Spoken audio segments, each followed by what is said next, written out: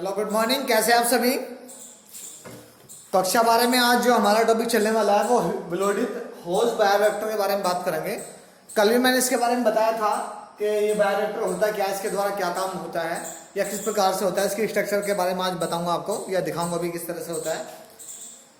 इसमें बताया था मैंने आपको कल कि बायोरिएक्टर जो होता है एक बड़े पात्र के समान होता है, यानी कि बड़े बर्तन के समान होता है, जिसमें क्या होता है सूक्ष्म जीवों तथा पादप यानी कि जो प्लांट्स होते हैं जंतु या मानव कोशिकाओं की सहायता से कच्चे पदार्थों को जैविक पदार्थों से, जो हमारे कच्चे पदार्थ होते हैं, कच्चे पदार्थों को जैविक पदार्थों से विशिष्ट प्रोडक्ट द्वारा उत्पादों द्वारा उत्पाद एवं व्यष्टि एंजाइम आदि में परिवर्तित किया जाता है। यानी कि किसका काम होता है, ये बायोरिएक्टर का काम होता है। ठीक है, ये बायोरिएक्टर होता है किस तरह का, मैं आपको इसकी डायग्राम पिक वगैरह सेंड करूंगा, आपको ये बनाना होगा।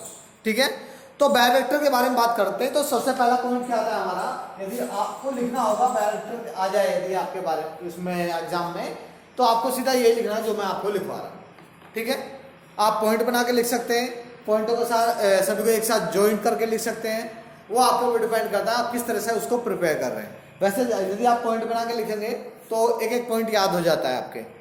यदि आप समरी लिखते हैं सीधे जैसे हम सारांश लिखते हैं किसी चैप्टर का, तो उसमें आपको प्रॉब्लम होती है कि पहले तो देख के डर लगता है कि इतना बड़ा होगा ये। दूसरी चीज कि जब हम एक एक पॉइंट लिखेंगे तो एक एक पॉइंट याद आसानी से हो जाता है। ठीक है, तो आपको भी लिखने का तरीका यही बेटर होगा कि आप इस चीज को इस तरह से नोट करने की कोशिश करें। तो बायोरिएक्टर की बात करें यदि हम, तो यह बेलनाकार एवं घुमावदार आधार वाला होता है। यानी कि जो बेलन देखा होगा आपने, बेलन किस तरह का होता है, यानी कि गोल आकार का होता है और लंबा होता है, यानी कि इस तरह का, इस प्रकार का है बेलन। ये बेलन वाली शेप है। ठीक है, बेलनाकार एवं घुमावदार आधार वाला होता है, यानी कि एक आधार कैसा होता है इसका, एक घुमावदार होता है, ये घुमावदार।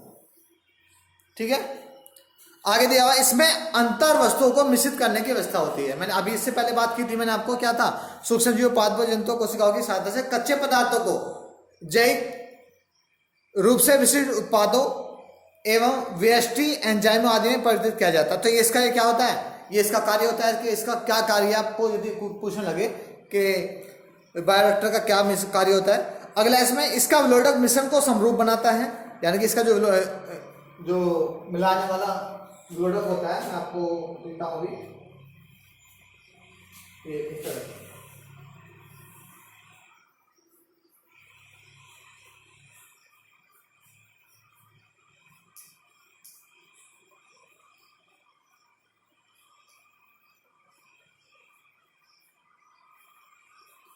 ये इस तरह से घूमते हैं। ठीक है, मिलाने वाला समरूप होता है और उल्टों को समान रूप से वितरित करता है, यानी कि कोई ना तो कम और ना ही ज्यादा। आगे दिया थोड़े थोड़े समय बाद रिएक्टर के बुलबुलों के रूप में हवा प्रवेश कराई जाती है। यानी कि होता क्या है, जैसे इसको जब चलाया जाता है, ऊपर क्या होता है इसमें, यहाँ पर मीटर टाइप में लगा रहता है इस तरह से, ये यहाँ पे इसमें होती है लगी, इससे पता लगता रहता है कि कितनी स्पीड है यार। ठीक है, ये मोटर होता है इसमें। ठीक है, आगे क्या इसमें कि इस रिएक्टर में प्रक्षोभक यंत्र यानी कि एजिटेटर सिस्टम, ओटो प्रदाय तंत्र या क्या बोलते हैं इसको, डिलीवरी सिस्टम, झाग नियंत्रण तंत्र, फैम कंट्रोल सिस्टम, ताप नियंत्रण यानी टेम्परेचर कंट्रोल सिस्टम, पीएच नियंत्रण यानी पीएच कंट्रोल सिस्टम और प्रति चयन प्रद्वार लगा होता है। यानी कि ये सारी चीजें इसके अंदर होती हैं, यानी कि जितने सिस्टम आपको बताए गए हैं आपको मैं अभी कि वो कहाँ कहाँ होते हैं। जैसे सपोज करा कि ये तो हो गया फोम वाला, झाग वाला हो गया ये, और ये यहाँ पे निर्गत वायु निकलती है। ठीक है, आगे दिया हुआ ये पीएच का होता है इधर यहाँ पे, और ये वाष्प वेपर का होता है, यानी कि ये वाष्प निकलने के लिए होता है। ठीक है, तो ये इस तरह का डायग्राम होता है इसमें। आगे दिया कि प्रति चयन प्रद्वार द्वारा संवर्धन की थोड़ी थोड़ी मात्रा समय समय बाहर निकाली जाती है। यानी कि इसका जो प्रोसीजर होता है कैसा होता है, यानी कि क्या करते हैं इसमें थोड़े थोड़े समय बाद इससे क्या निकालते हैं, एयर बाहर निकाली जाती है। और बायोरिएक्टर से सूक्ष्म जीवों को दो तरीकों से उगाया जाता है। जो बायोरिएक्टर होते हैं उससे सूक्ष्म जीव जो होते हैं उनसे दो तरीकों से उगाया जाता है। पहला तो रखा है इसमें सपोर्ट ग्रोथ सिस्टम, यानी कि सपोर्ट वृद्धि तंत्र की बात करें तो इस विधि में सूक्ष्म जीवों को ठोस संवर्धन माध्यम पर एक पतली परत की सहायता से उगाया जाता है। सेकेंड है निलंबित वृद्धि सिस्टम, यानी कि सस्पेंडेड ग्रोथ सिस्टम।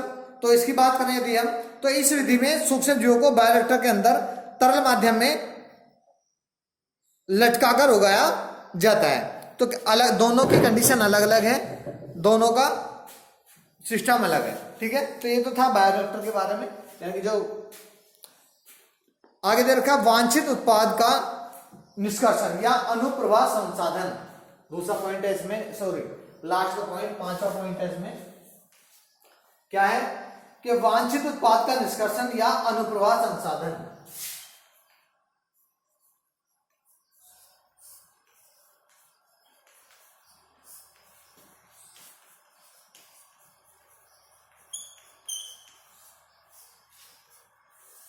निष्कर्षण या अनुप्रवाह संसाधन या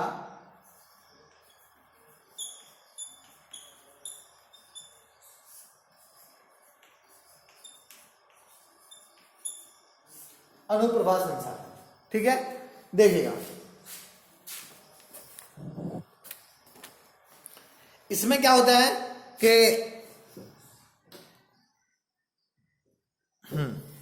इसमें संवर्धन द्वारा जैव संश्लेषण पूरा होने पर वांछित उत्पादों का पृथक्करण और शुद्धिकरण किया जाता है, ठीक है। इसे सामूहिक रूप से अनुप्रवाह संसाधन भी कहा जाता है।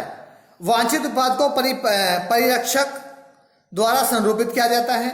उत्पाद औषधि महत्व को होने पर, जो हमारे प्रोडक्ट बनते हैं इसके द्वारा, उत्पाद औषधीय महत्व का होने पर इसका चिकित्सीय परीक्षण किया जाता है। यदि ये आगे प्रत्येक उत्पाद के लिए गुणवत्ता नियंत्रण के लिए भिन्न भिन्न परीक्षण किए जाते हैं, यानी कि अनुप्रवाह संसाधन के अंतर्गत यही चीज आती हैं। और बाकी आगे दे रखा है इसमें आनुवांशिक अभियंत्रण की उपलब्धियां, क्या क्या हुआ है इसके बारे में।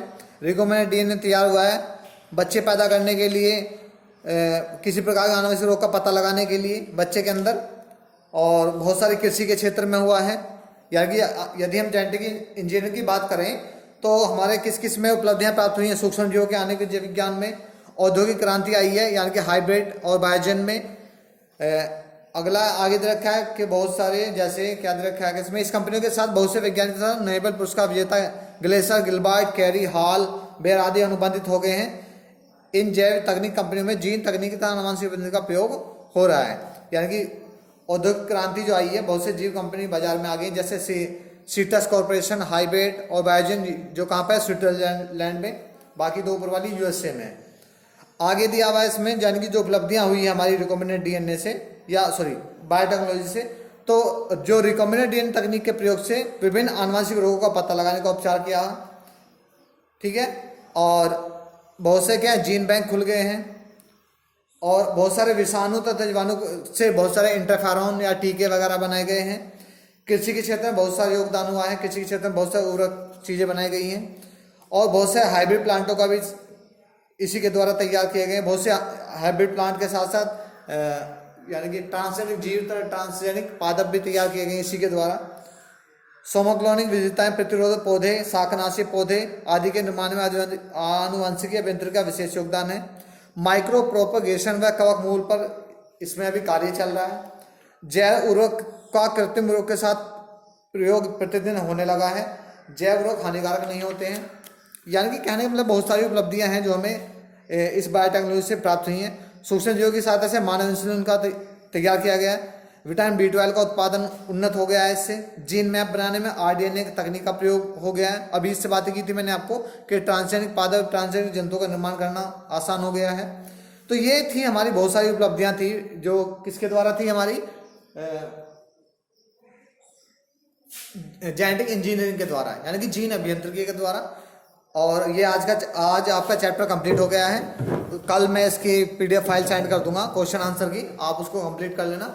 और नेक्स्ट वीडियो में नेक्स्ट चैप्टर के, कल तो मैं इसके क्वेश्चन आंसर सेंड करूंगा, और उसके बाद नेक्स्ट टॉपिक होगा हमारा, नेक्स्ट चैप्टर होगा जैव प्रौद्योगिकी एवं उसके अनुप्रयोग। ठीक है, आज के लिए इतना ही।